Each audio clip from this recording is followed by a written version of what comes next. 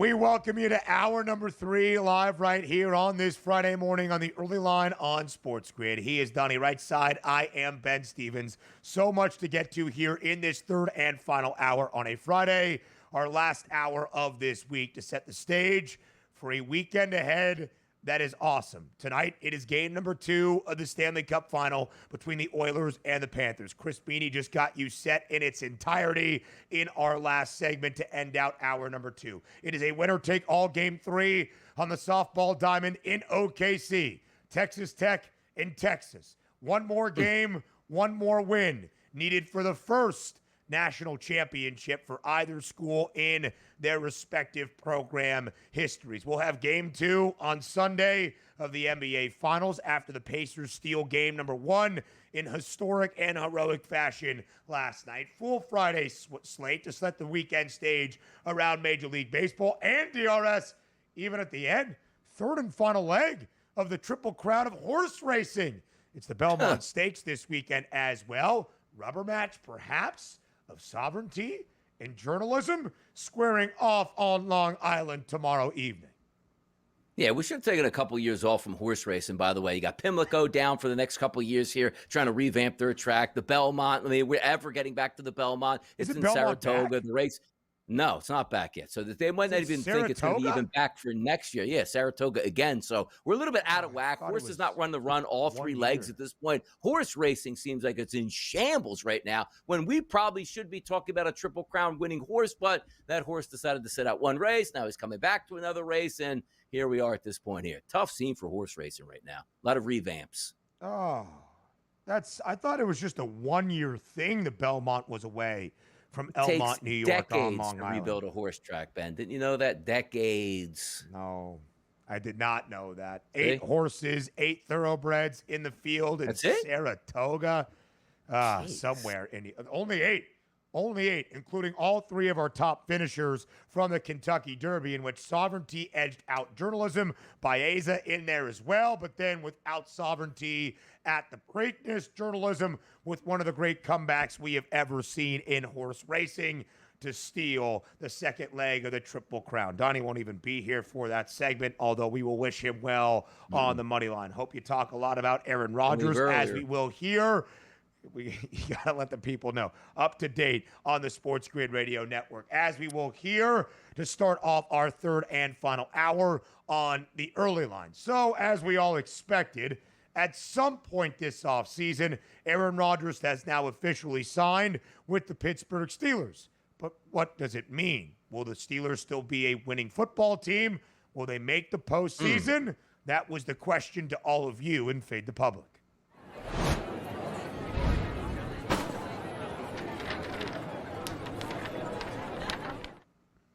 In just a moment, if I may, football always moves the needle more than most. More than 200 votes in our Fade the Public poll. I feel like we haven't seen more than 200 in the entirety of this NBA postseason. DRS, the question, rather simple. Will the Pittsburgh Steelers make the playoffs next season? Yes or no? Your 2 options on SportsGrid on Twitter. Can we call it Twitter now? Twitter? Yeah. At SportsGrid on Twitter. Will the Steelers make the playoffs next year? Yes or no, DRS? More than 75%. A super majority of the public saying, nope, the Steelers will not make the playoffs next season, even with Aaron Rodgers under center. I agree with it, too. I'm rolling with the public in this one. It is a decided advantage. Now, also understand this. Every single year, the expectations are the Pittsburgh Steelers to go above 500 because that's what they do.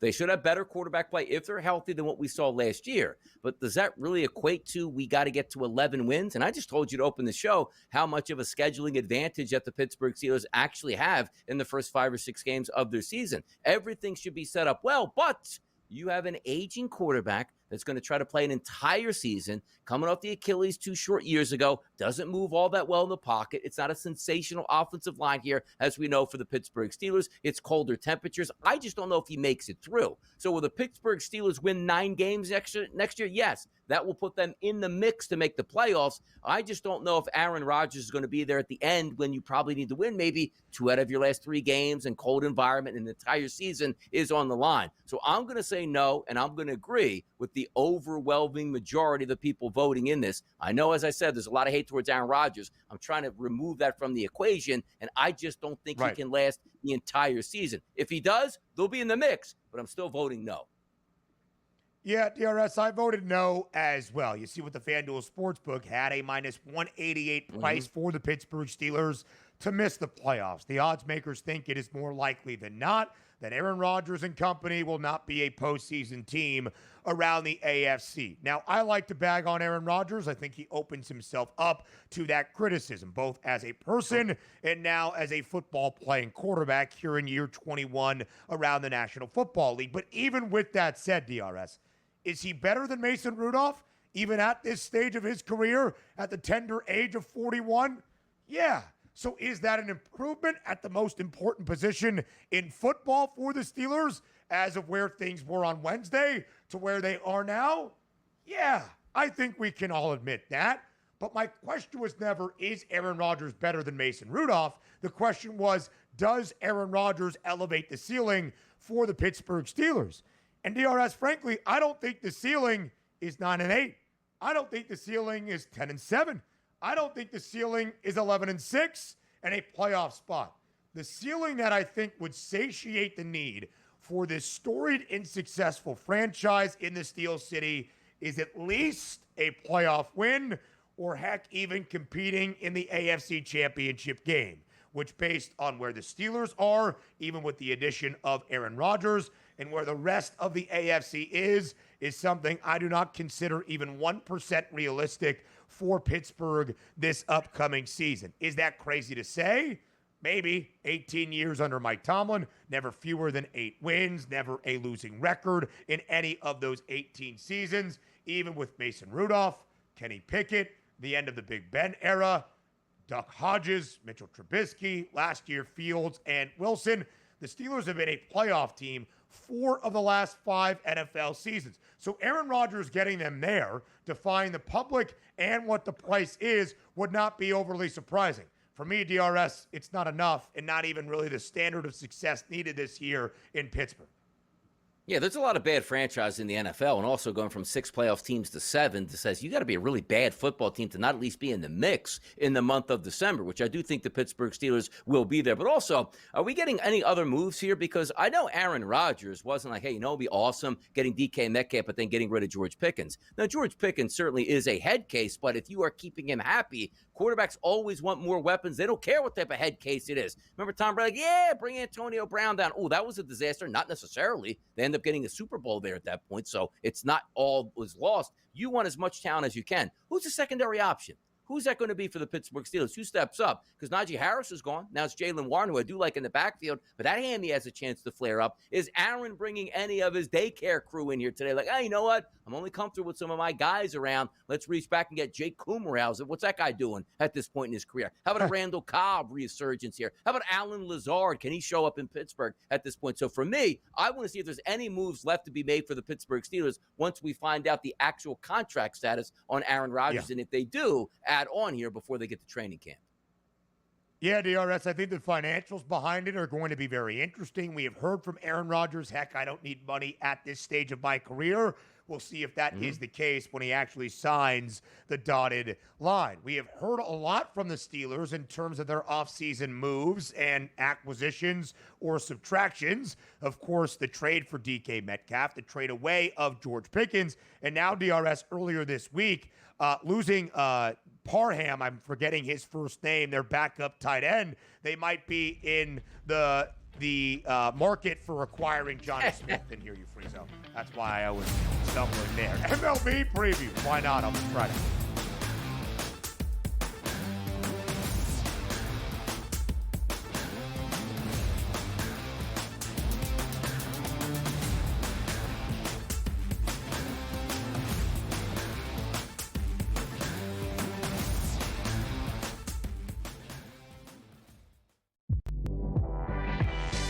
It'll be interesting to see what the Knicks do, but the Knicks are at a point now where they don't have to blow it up. They may still do so, and they have a right to do so, but with trading the 4 first-round picks and the pick swap for Mikal Bridges, the Knicks don't have a lot of room in regards to actual picks to throw at people. Betting above the rim, only on SportsGrid. No one is going to pick Indiana. No one's going to pick Indiana to make it close, honestly. Like, you could get tremendous odds if you pick OKC in 7. I think that taking the series over 5.5 games, the last 2 NBA Finals series ended in 5. I think this one goes 6. I think the Thunder will get the job done, but I think the Pacers are just too strong of a team and too talented of a team and too deep of a team to lose in 5 or fewer games. Newswire, only on SportsGrid. The Knicks really got past that playoff dragon for them that really stood in their way. So for the New York Knicks to be the Celtics and then an outright favorite to win the Eastern Conference Finals, that's where the disappointment is. The goalposts got moved, right? Because when you went into the Celtics series, a lot of Knicks fans said they weren't going to beat it. I'll say this is more unprecedented than the 99 run when they were the 8th seed. The Early Line, only on SportsGrid. Face. It's the new face. New face of what? The hell are you talking about? Like seriously. Oh, the new face of the NBA, Anthony. Yeah, okay. You know what I mean? Look, really? Guy's got 2 shots. You're the face of the NBA. Slow down. He's a good player. I've always thought the whole face of the NBA thing was comical. You want him to be the face of the NBA because you don't like it that all the other faces of the NBA aren't American. Sports Rage tonight, only on SportsGrid.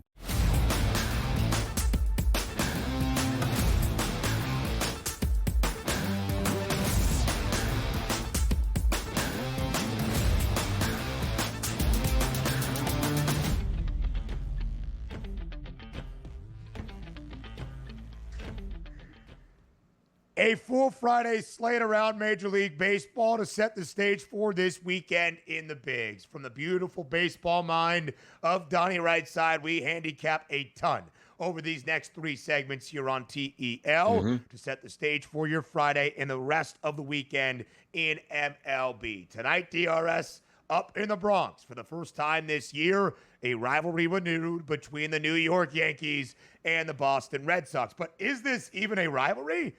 They didn't play it during rivalry weekend nearly a month ago now in MLB. It is the first matchup this year between the Pinstripes and the Sox, the American League East foes, with Will Warren on the bump. New York nearly a $2 minus money favorite now at minus 198. Total stands at 9. Walker Buehler goes on the other side for Boston. As this rivalry begins again this weekend, DRS, how does game number 1 play out tonight inside Yankee Stadium?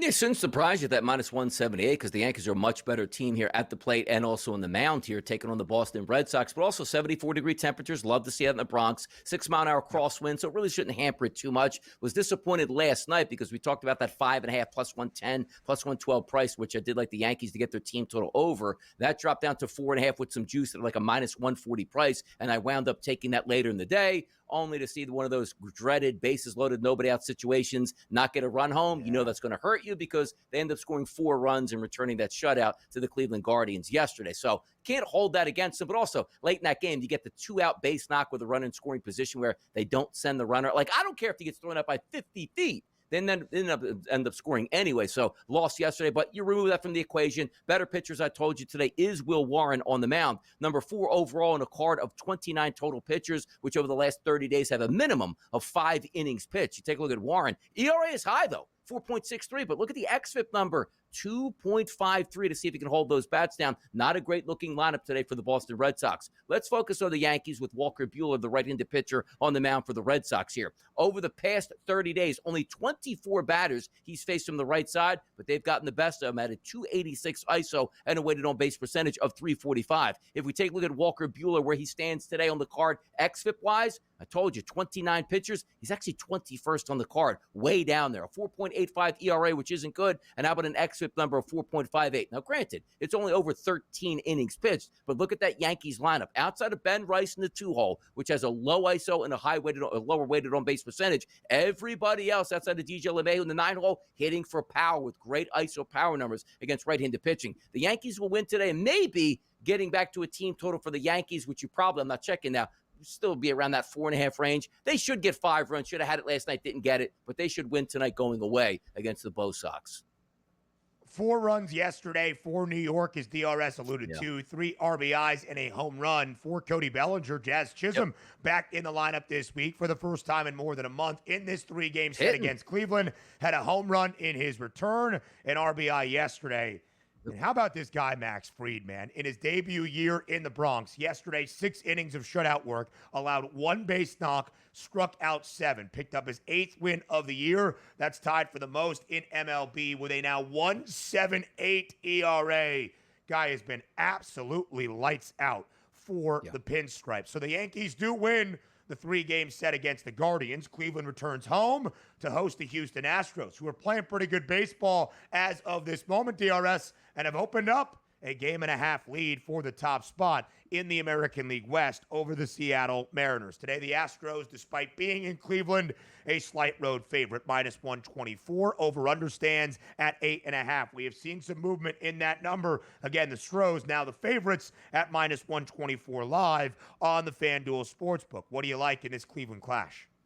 Yeah, not great pitchers on the mound today, but we are going to focus on that Houston Astros lineup as they wait for Alvarez to get back in. Isak Paredes with a couple home runs. That'll certainly go a long way. And now you're moving from Pittsburgh over to Cleveland. Temperatures, okay, 67 degrees, light wind blowing in from center field, no rain in the forecast. That should help us out. But if we're focused on Logan Allen, we take a look at him as 24th on the card today at 29 pitchers with his xFIP number at a 4.84, that ERA at 4.58, 17 2/3 innings pitched. Now, here's the difference, though.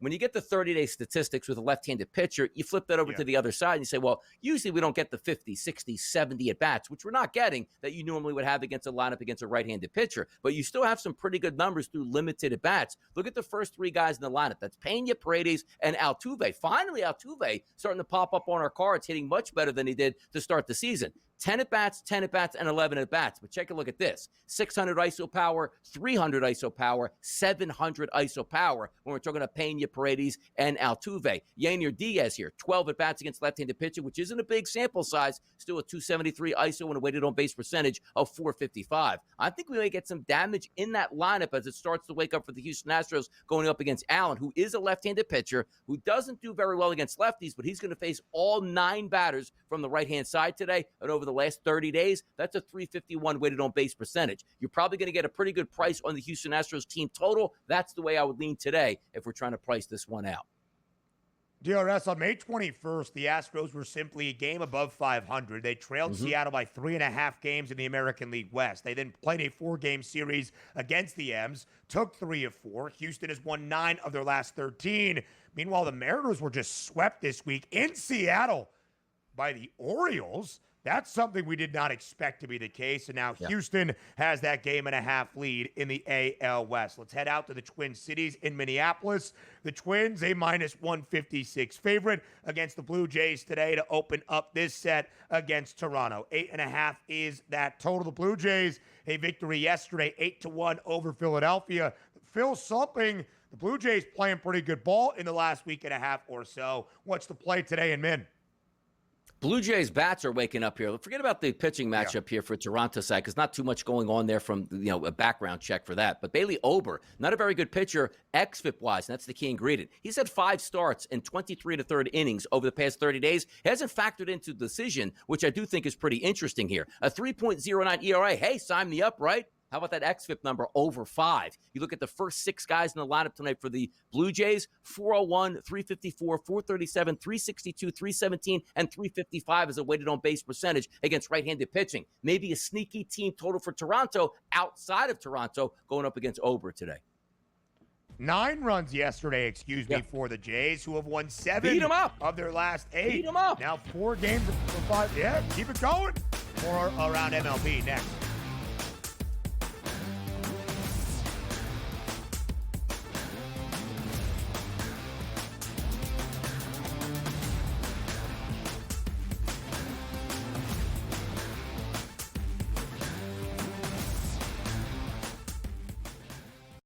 Looking for an edge in betting basketball? Injuries can make or break a game. Get insider knowledge from Dr. David Chow and the team of experts with Sick Picks at Sports Injury Central. We reveal hidden health-based advantages the sports books miss. Our doctors provide insights, and our algorithm tells you who to bet on. Spreads, props, totals, in-game bets, Sick Picks covers it all. Go to SickScore.com and sign up for Sick Picks and use the promo code SportsGrid for a free week today.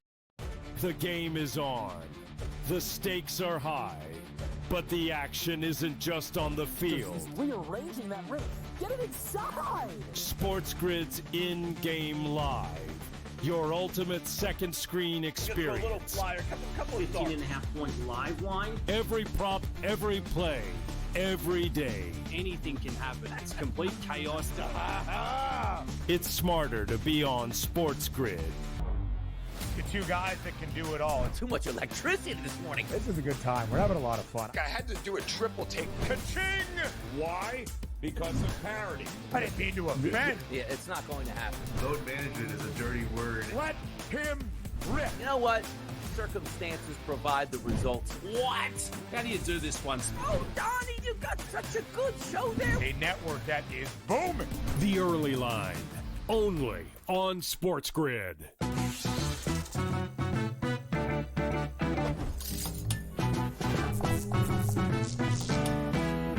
First time on a casino floor and feeling a little overwhelmed? Well, here's a tip. Lots of machines have a free demo mode you can try for practice. So give those slots a spin in practice mode before you start putting down some real cash. Now, go get lucky. See you in Las Vegas. Let's...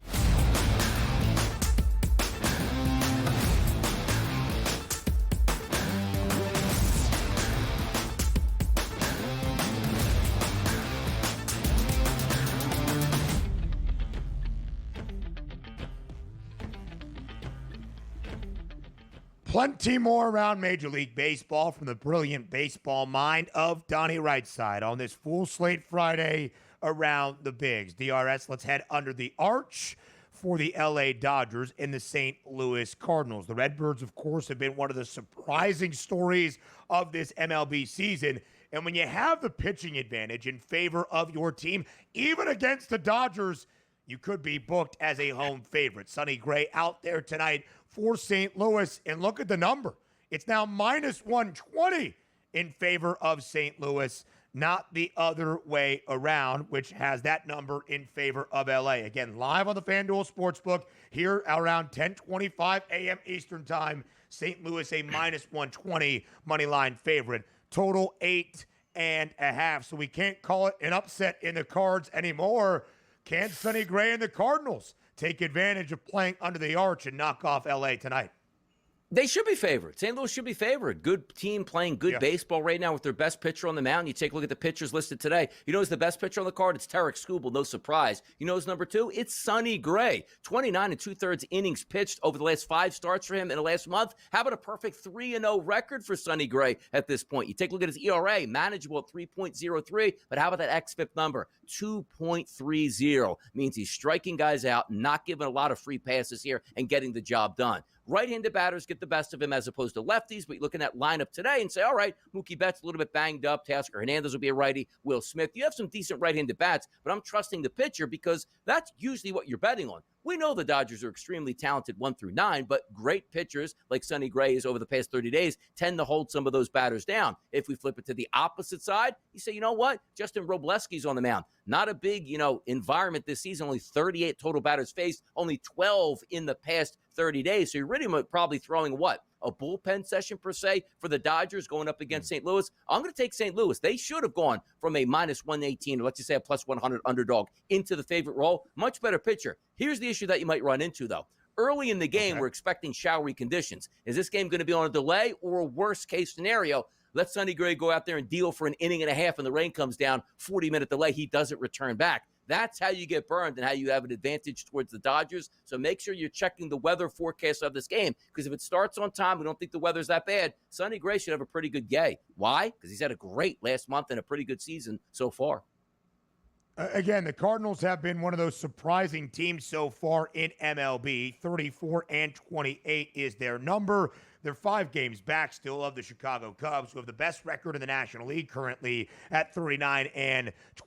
But DRS, the Redbirds have dropped their last 2 series against the Rangers, and then this week playing a doubleheader yesterday at home in the I-70 rivalry against the Kansas City Royals. By the way, in that first game, in which St. Louis walked it off to win 6-5 over KC, career RBI number 1 for Jack Caglione, who was out there for Kansas City and getting some damage done at the plate. Again, the NL Central looking pretty good right now. The Brew Crew, of course, had their 8-game win streak snap, but now they've won 9 of their last 10. Milwaukee, 5 games above 500. And this weekend, the Brewers will play host to the San Diego Padres. -144, the number in favor of Milwaukee. Over-under stands at 8.5. How does this Milwaukee matchup begin this weekend?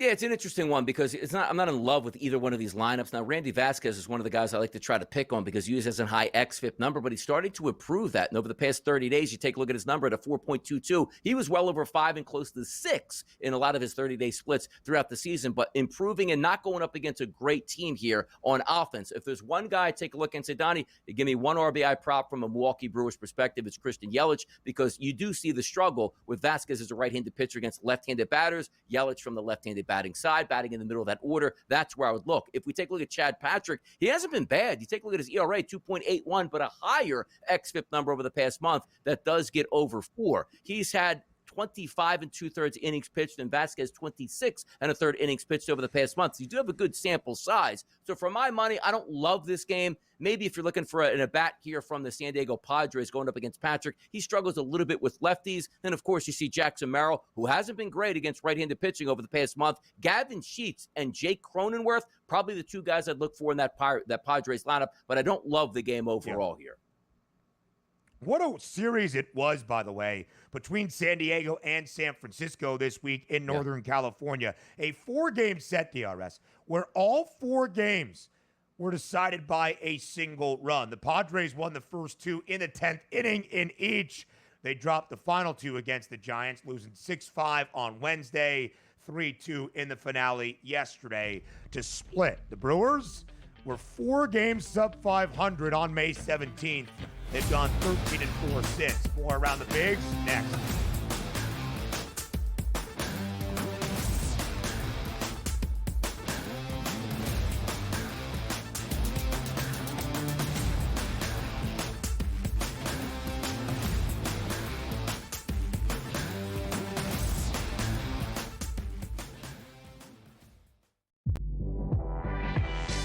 It'll be interesting to see what the Knicks do, but the Knicks are at a point now where they don't have to blow it up. They may still do so, and they have a right to do so, but with trading the 4 first-round picks and the pick swap for Mikal Bridges, the Knicks don't have a lot of room in regards to actual picks to throw at people. Betting above the rim, only on SportsGrid. No one is going to pick Indiana.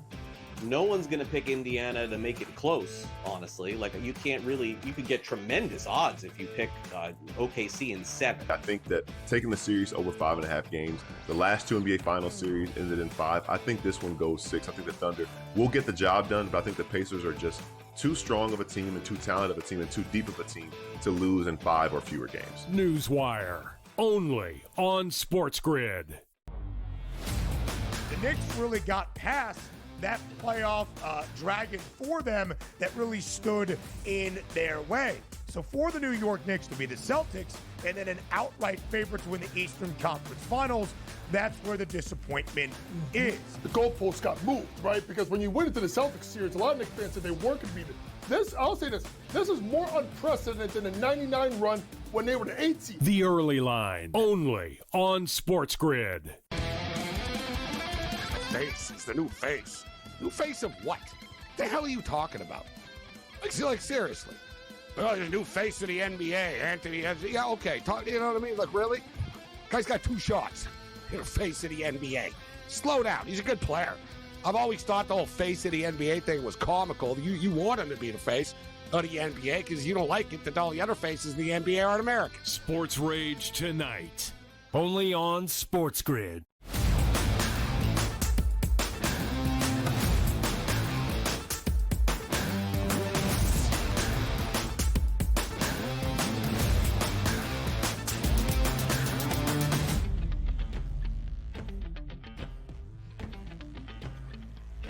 In breaking down this full Friday slate in Major League Baseball, we just looked at a game under the arch between the Cards and the Dodgers that sees LA as an underdog for only the 12th time this year, but 11 of those 12 away from Chavez Ravine. Donnie mentioned the reason why. Sonny Gray is the starter for St. Louis. He's one of the best pitchers on the card today, but the best, that would be the reigning American League Cy Young Award winner, Tarek Skubal, who gets the start tonight on a Friday in Motown as the Tigers welcome in the NL's best team in the Chicago Cubs. DRS, we got a matchup of the best team in Major League Baseball, the best record, that being the Detroit Tigers tonight as they welcome in Chicago, 41-23, and the second best record in the Bigs at 39-23, the Chicago Cubs, of course, the best mark in the National League. With Skubal on the bump tonight in Detroit, how do you see the opening game of this really marquee matchup this weekend playing out? I don't know if we get to 8 runs. I start there because you see the totals at 7, 6 or less probably in the forecast. And I'll explain why here. Tarek Skubal's been nothing short of sensational. His last 30 days, his full season, it doesn't matter. But over the last 30 days, 35 innings pitched, 2-0 out of 5 game starts, which is crazy because his xFIP number over those 35 innings is 1.70. You take a look at some of the numbers on field, 125 batters that he's faced. How about an ISO rate of 0.58? How about a weighted on base percentage against of 173? How about the lefties ISO power rate at a 0? How about righties 0.71? How about free passes? 1.6% of the batters out of 125 have reached base on a walk. How about strikeout percentage? 41%. How are you even hitting baseballs? Now, granted, we love that Chicago Cubs lineup. Don't get me wrong. I just don't love them tonight. But here's the issue that we have where we start talking about some of these numbers that say, ooh, is this right? Like the favorites for Detroit, they should be at a minus 200. If you look at Ben Brown, his last 30 days, 25 1/3 innings pitched. How about an ERA, Ben, of 6.75? You say, wait a second. This number should be minus 400 as a favorite towards Detroit. Not so fast. Analytically for Ben Brown over his 25 1/3 innings pitched, Ben, 2.47. That's number 3 on the card. You have the top pitcher on the card, Skubal, and number 3 at Ben Brown. You say, that doesn't make sense. His ERA is almost a 7, but you're telling me he's a really good pitcher. Getting a little bit unlucky because just like Skubal, he is a strikeout machine and doesn't offer up free passes, which usually is the recipe for disaster because balls in play means more running being scored. If you look at Detroit, if there's any flaw that Ben Brown has over the past 30 days, it's left-handed batters. 43 of those going up against him, a 225 ISO and a weighted on base percentage of 358. You know I love those left-handed batters for Detroit. And how about this? Parker Meadows, lefty, hammering right-handed pitching over the past month. Kerry Carpenter doing the same. Riley Green doing the same. Wensil Perez, who's a switch hitter who will bat from the left-hand side tonight, hammering those pitchers. So I look at this and say, it is a very expensive price. Yes, Detroit is the better team, but could we get a bounce-back effort here out of Ben Brown ERA-wise to match up with that xFIP number? So instead of laying the minus 200, I'm confident both of these pitchers will do enough in this pitcher's ballpark to keep that number from going to 8. How about that? Line is working a little bit against Detroit, kind of moving back to the Cubbies, kind of with the idea, DRS. Detroit should be a favorite, of course, with Tarek Skubal on the bump, but maybe not as long as that number suggested. It's now minus 174. Still a hefty price in favor of Detroit, but not quite $2. Skubal to win his second consecutive American League Cy Young Award is a minus money favorite already at minus 160. Paul Skeens in the National League, minus 140. DRS, this week we placed the Atlanta Braves on Fork Watch. Actually, it was last week the Atlanta Braves were placed on Fork Watch. And then what did Atlanta do during the midweek? They got swept at home by the Arizona Diamondbacks, including yesterday when they had a 10-4 lead entering the final inning in the top of the 9th that saw the Diamondbacks score 7 runs to take victory from defeat against the Braves. Atlanta is now 7 games below 500 at 27-34. Donnie, if the Fork is not firmly in Atlanta, it's at least testing the quality. The Braves right now, with a 7-game below 500 record, are still a slight favorite tonight on the road by the Bay in San Francisco against the Giants. Spencer Schwellenbach gets the start in SF. Of course, the Giants rallied to split their 4-game series against the San Diego Padres. What's the play tonight out in San Francisco? And there's always cooler temperatures out in San Francisco, but let's understand this too. It's almost like the Braves, like one day they won't hit, but they'll pitch. The next day they'll pitch, but they won't hit, and then the vice versa, back and forth. It's kind of crazy how it plays out that way. Now, granted, you should have the better pitcher on the mound. Spencer Schwellenbach's going to go. His last 33 1/3 innings over the past month has equated to a 2.16 ERA, which is phenomenal, and that matches up with a great xFIP number of 2.61. Not a great hitting lineup, as we explained here, for the San Francisco Giants. But on the opposite side, Hayden Birdsong is on the mound. Like, I never really heard of that guy. Over his last 84 batters that he's faced, Ben, a 130 ISO and a weighted on base percentage of 311, and really doing a great job against right-handed batters. If you take a look at him, he's 9th on the card today out of 29 pitchers with xFIP at a 3.53 and a manageable ERA at a 3.20. So fun is usually bad pitchers and a lot of good hitting environments. This is a great pitcher's ballpark tonight. Cooler temperatures. Atlanta finally just getting out of home. Man, nothing worked for us there against the Arizona Diamondbacks. Let's see if it changes in San Francisco. I'm not sure the bats come to play tonight. You see the 7.5? I don't know if we get 8 runs tonight. So I'm going to go under in this game, but I do have a lean towards Atlanta because I think they do have the better pitcher, and I like their lineup better, but it's not a great look here. So give me the Braves on the road to snap out of it, but I don't think they snap out of it with the bats. What are we looking at? 5-2? If that's a great score for Atlanta tonight, still stays under. I mean, the Giants DRS in the 3rd game of their series against San Diego 2 nights ago scored 6 runs, finally snapping a 6-game skid of not scoring more than 4. They did win the finale yesterday against the Padres, but scored just 3. So now in 17 of the last 18 for the Giants, they have scored 4 runs or fewer. It's not like they're an offensive powerhouse by any means as of this moment. The New York Mets continue their West Coast road trip. They split their 4-game set against the Dodgers. They now head to the very friendly confines. That's not Wrigley Field. That's playing against the Rockies in Colorado. A -295 price for Kodai Senga in the Amazons today. Of course, it's a total of double digits in Coors Field. But listen, this is not your cousin's Rockies team. Why do I say cousins? Yep. Because it's somebody in the present. The Rockies just pulled off a sweep over the Miami Marlins earlier this week in South Florida. Can the Rocks win 4 straight as a hefty underdog today at home against the Mets? And one of the best, graphics you're going to have, good and bad. Who thought about that one for hours on end to post this one up between the Mets and the Rockies at this point? So, look, I never really focus on that, but I caught the good and bad. I thought I had to bring that up here because the good and the bad are playing today. Now, Senzatello's on the mound. He's really bad, and particularly against lefties. Look at his last 30 days, Ben. Almost a 10 ERA, but a 4.80 xFIP. So getting a little bit unlucky, but we are playing in Colorado. Here's the downfall, though. It's only 60 degrees in Colorado. Get that warm air out there, man. Let's knock some baseballs into the seats, but only 5-mile-an-hour wind blowing out, not worried about rainy conditions. I'm looking at lefties right off the bat for the Mets. Brandon Nimmo, Juan Soto, Jeff McNeil, and Brett Beatty all should be on your lineup today for a chance to get extra base hits, maybe a home run, and also RBI shots here. Kodai Senga has been good over the past 30 days, but has struggled a little bit with lefties. Lefties in the lineup tonight, Ryan McMahon, and that's really all you pay attention to, because I don't care if that team's won 3 games in a row. That team still stinks at this point. Senga should hold them down. It's just a shame that the temperatures are low. They should get to Senzatella, but when you say,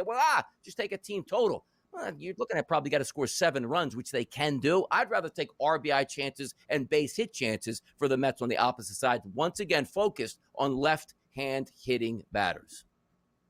10.5, that total tonight out at Coors Field for the good team, the New York Mets, good and bad against the bad team, the Colorado Rockies, who despite winning those 3 games against the Fish in Miami are still 12-50. Thus, we get the bad. And do not forget the brilliant baseball mind that is DRS. And those breakdowns continue on Sunday, 10 a.m. Eastern time on Pro Baseball Today alongside TV Tom Vecchio. Speaking of Sunday DRS, that's game number 2 of the NBA Finals. So before we go, and before DRS heads out to the money line, one final preview of what we can expect in the NBA Finals after Indiana steals game 1 next.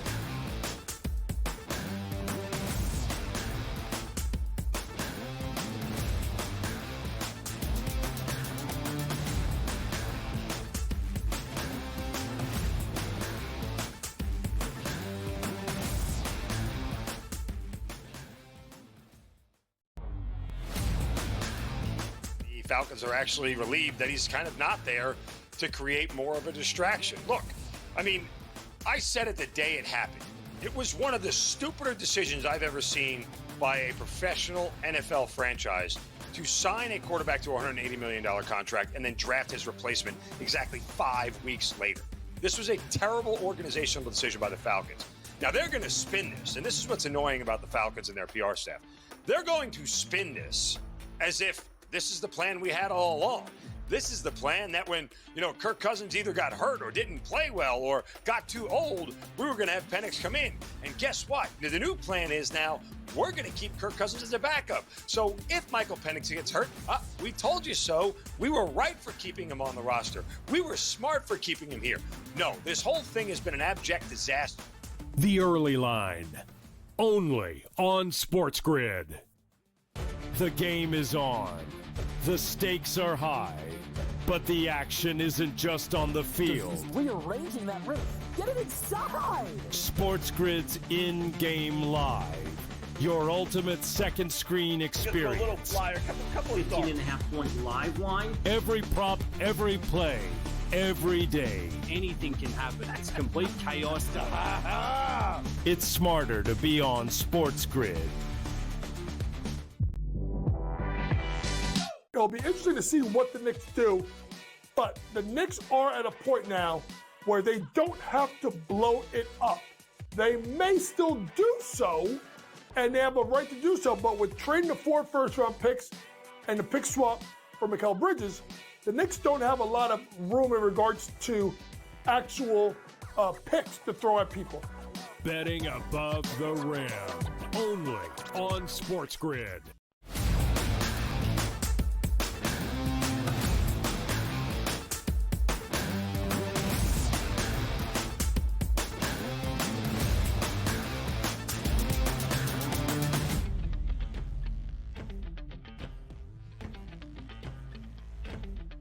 Game number 2 of the NBA Finals is on Sunday. We understand it's a Friday, but the next time you hear from us, we won't be previewing the game. We'll be recapping it and breaking down what we saw in Oklahoma City. Of course, DRS Indiana steals game number 1 of the 2025 NBA Finals last night, winning outright as a 10-point underdog. A total of 230 stays under, and the only lead Indiana had was basically the final score at 0.3 seconds remaining in regulation. 111, 110, Tyrese Halliburton delivering yet another clutch dagger, the game-winning jumper. The Pacers and what they have done as the cardiac comeback kids throughout this magical playoff run cannot be overlooked.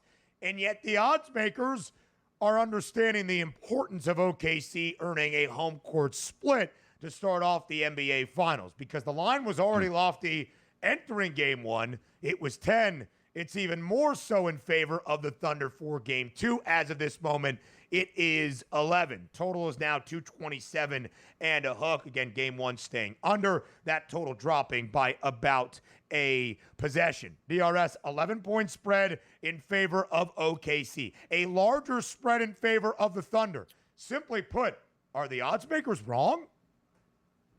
I don't know if they're wrong or right at this point, because now we're in such a negative, downshift for OKC. It's like, we should have had a runaway victory in game number 1. Not only did you didn't cover, you lost. So the algorithm's like, we'll try it again at this point. And I'm willing to say, yes, the numbers are there for a reason. OKC probably should give their best effort, because you can't go down 0-2. But we've seen this story play out multiple times in the playoffs, where the better team at home should walk away 2-0. They're down 0-2 before they leave. Could we actually get that? And the possibility is right, because I keep on bringing up this notion. Before game 1, I told you I liked OKC. I thought they would win by double digits. But I also had the other opportunity to say, I don't think this game is within the spread. I think it's a 15-point margin if OKC wins, or Indiana wins outright and end up winning outright, but also under the assumption, hey, the Pacers did every single thing perfectly and barely held off Oklahoma City. That wasn't the case. The Pacers brought their F game in the first half and won at Oklahoma City, who's the best team in the NBA. So now they're telling you, all right, forget about the 9.5s and the 10s that were available in game number 1. Let's just post at 11, and other outlets now sitting at 11.5. Let's see where that gets on Sunday when the public starts to get involved. But my vibes for this game are, I'm still trusting Oklahoma City, but this wasn't as if, yes, I understand. It was a 15-point lead in the fourth quarter. They collapsed under that number, but it wasn't as if the Pacers Pacers really were like, hey, we had to play perfectly all game long just to come back. That's not the case here. I'm still willing to buy in a nice victory for OKC, but a different way for me to play it, Ben, I'm taking OKC in the first half.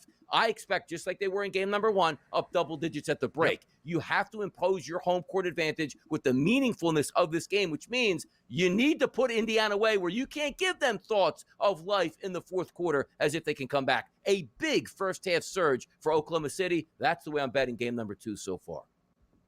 Yeah, and DRS, a lot of the thought of could Indiana keep game 1 competitive? Could Indiana stay tight within this series? Was how would the Pacers look in the opening half last night? They had 19 first-half turnovers, and they trailed by 12.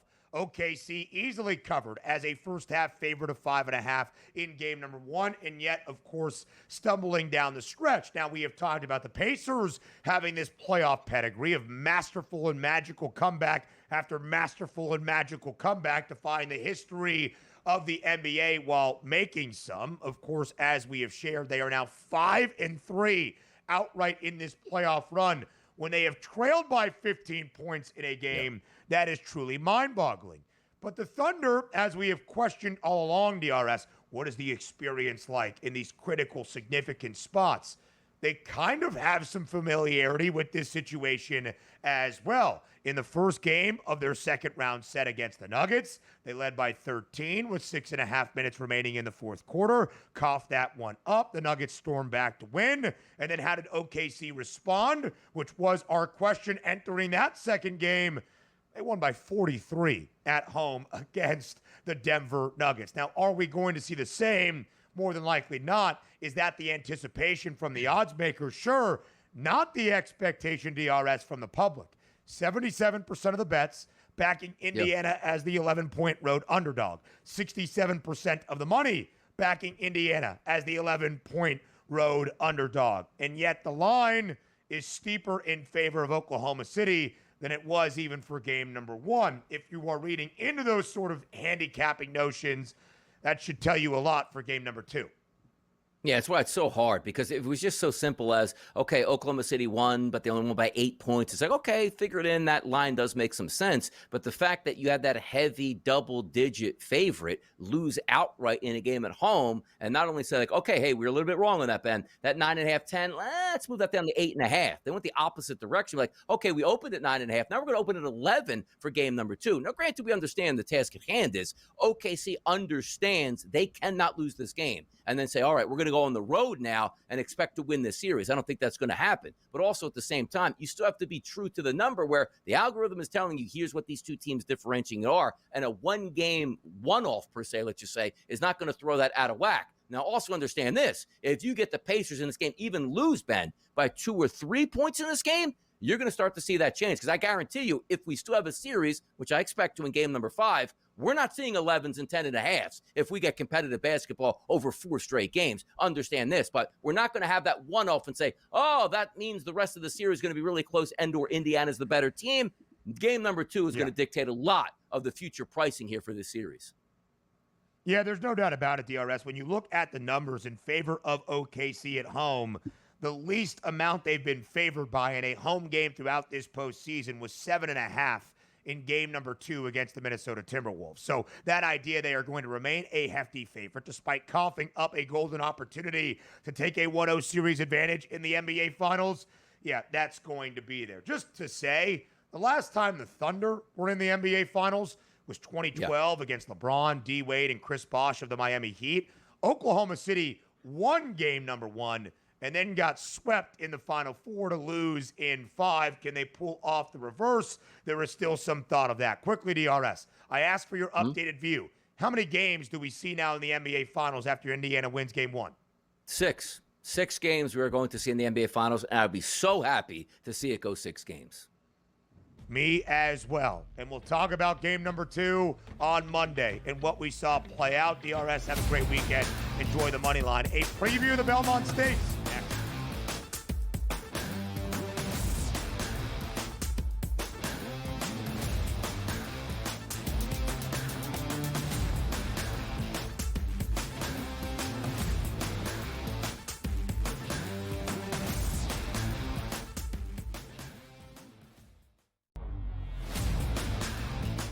Falcons are actually relieved that he's kind of not there to create more of a distraction. Look, I mean, I said it the day it happened. It was one of the stupider decisions I've ever seen by a professional NFL franchise to sign a quarterback to a $180 million contract and then draft his replacement exactly 5 weeks later. This was a terrible organizational decision by the Falcons. Now, they're going to spin this, and this is what's annoying about the Falcons and their PR staff. They're going to spin this as if this is the plan we had all along. This is the plan that when, Kirk Cousins either got hurt or didn't play well or got too old, we were going to have Penix come in. And guess what? The new plan is now we're going to keep Kirk Cousins as a backup. So if Michael Penix gets hurt, we told you so. We were right for keeping him on the roster. We were smart for keeping him here. No, this whole thing has been an abject disaster. The Early Line, only on SportsGrid. The game is on. The stakes are high, but the action isn't just on the field. He's rearranging that roof. Get it inside! SportsGrid's in-game live. Your ultimate second screen experience. A little flyer, couple 18.5 points live line. Every prop, every play, every day. Anything can happen. It's complete chaos. It's smarter to be on SportsGrid. It'll be interesting to see what the Knicks do, but the Knicks are at a point now where they don't have to blow it up. They may still do so, and they have a right to do so, but with trading the 4 first-round picks and the pick swap for Mikal Bridges, the Knicks don't have a lot of room in regards to actual picks to throw at people. Betting above the rim, only on SportsGrid.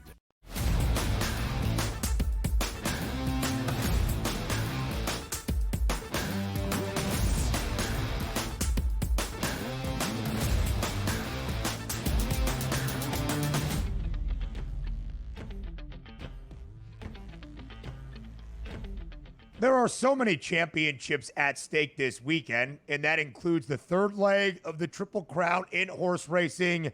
It's the Belmont Stakes. So to preview the final leg of the Triple Crown, Alexa Zepp of Daily Racing Form is here to get you set with everything you need to know for the race, not on Long Island, but up in Saratoga for a second consecutive year. And perhaps one of the biggest storylines, our winner of the Kentucky Derby and Sovereignty, facing off once again against the winner at the Preakness, that being journalism. Alexa, thank you so much for taking the time to join us here on Friday and break down the Belmont. Absolutely, anytime. It's an exciting race. We have a lot of storylines at play. Like you said, we have, the Derby winner going against the Preakness winner, who journalism also was runner-up in the Derby. So if he's able to take down this race, he will have been exceptionally close to earning that Triple Crown title. We have the top 3 finishers from the Derby in here for the rematch, including Baeza. So yeah, we'll just break it down. We've got Sovereignty, who won the Derby. He passed journalism late in the lane. He's been over the Saratoga course once. He actually debuted on it last August and got 4th place. It was a much shorter race. He definitely is a clear router, likes this distance. He's fresher than journalism, right? Because he did not run in the Preakness, but I think from a speed figure standpoint, his Derby performance was like a really big jump up, and he clearly liked the wet track, which may have aided his exceptional performance. I mean, he's so talented. He can win it, but I like journalism better. He's been running these exceptional races more consistently, even though he's the most taxed horse in the race, having run in both the Derby and Preakness. He has been looking like a machine out on the track in his workouts this week. He's totally within himself. His jockey's not asking. And that performance at the Preakness was so impressive. He was like stuck behind a wall of horses and made, honestly, like, I was there. It was scary. Like, you were like, first of all, he's just not going to get through.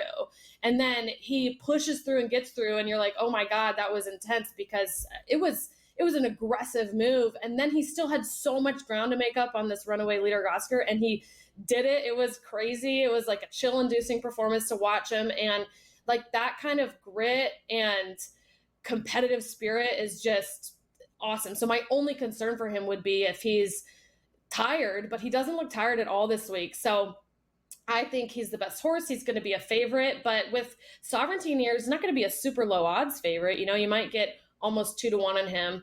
And then we have another storyline, Baeza, who's the third place horse in the Derby. And this is an interesting storyline, right? His mom gave birth to last year's Belmont winner, Dornoch, who's owned by Major League Baseball star Jason Worth, and then the Kentucky Derby winner of Mage from 2023. So it would be like quite the legacy to have 2 back-to-back Belmont winners and 3 consecutive Triple Crown race winners like in 3 years in a row. I mean, that would be just unheard of from a mare. And then I guess the other horse I'll mention is Rodriguez. This poor Rodriguez, he's just kept missing these big races. This is from the Bob Baffert barn. He had a quarter crack. It kept him out of the Derby and the Preakness, but now he's apparently healed. He's doing well. He's been working out really consistently. And I think he has a really good shot in here because of the pace setup. There are a lot of classes in this race, and he's definitely an early speed horse. So I could really see a scenario playing out where he just gets ahead, runs away from the field, and nobody can catch him. So I think Rodriguez, he's longer odds. He's 6-1 or plus 600 if you're a sports bettor. And I think that can add some value to the race in addition to journalism. Yeah, Alexa, you laid it out beautifully right there. The top 3 finishers from the Kentucky Derby, with Sovereignteen winning the Run for the Roses, have those 3 best prices to win at Belmont as well. Alexa, in the final minute of this segment, what is your best bet for the Belmont Stakes tomorrow? Yeah, I would play an exacta here, which is the first 2 order of finish in the race. I would put journalism and Rodriguez on top. Again, I think Rodriguez could just get away and steal it. And if anybody's going to catch him, it's probably journalism. And then I would put journalism, Rodriguez, and Baeza underneath. I think it would pay anywhere from like 8 to 30 to 1, depending on how the odds shake out. So it's 3-7 over 3-6-7. It costs a $4 base bet. So play it for $25, it's $100, or play it for $2, it's $8. It's a really great look for the Belmont Stakes, the final leg of the Triple Crown. Alexa Zepp joining us from Daily Racing Form, getting you set for the Belmont Stakes tomorrow. Alexa, thank you so much, and have a wonderful weekend. That does it for us here on the Early Line on this Friday. We hope all of you have a great weekend as well. We'll talk to you on Monday, starting at 8 a.m. Eastern.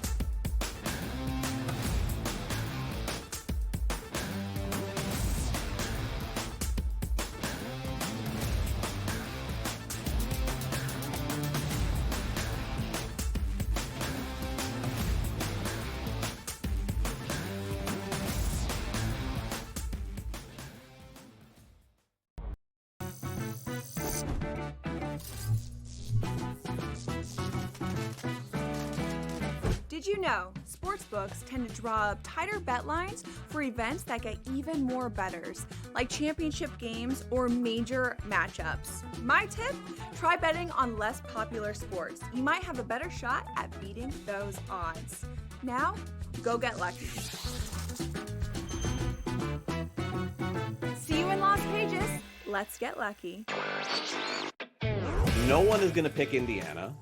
No one's going to pick Indiana to make it close, honestly. Like, you can't really, you could get tremendous odds if you pick OKC in 7. I think that taking the series over 5.5 games, the last 2 NBA Finals series ended in 5. I think this one goes 6. I think the Thunder will get the job done, but I think the Pacers are just too strong of a team and too talented of a team and too deep of a team to lose in 5 or fewer games. Newswire, only on SportsGrid. The Steelers' interest in Aaron Rodgers as a joke. Your boy went off about the entire situation and why it taken so long to forget him. Terry Bradshaw getting involved. Yeah, and saying basically, what are you bringing him in for 1 year? All of this drama for 1 year at this guy, where he is now in his career is he's washed. Pharrell Coast to Coast, only on SportsGrid. We're going to go through every single thing, and I've got a great team behind me that's going to help me get the job done. I want this to be the place that people come to. There is going to be an energy to game time decisions that you will feel night in and night out. We are going to hit every single one of those markets that you need to know about. We will have everything at our disposal, and we will use that to our advantage. There is not going to be a better place, I promise you, than Game Time Decisions. I'm Kevin Walsh. Tune in to Game Time Decisions weekdays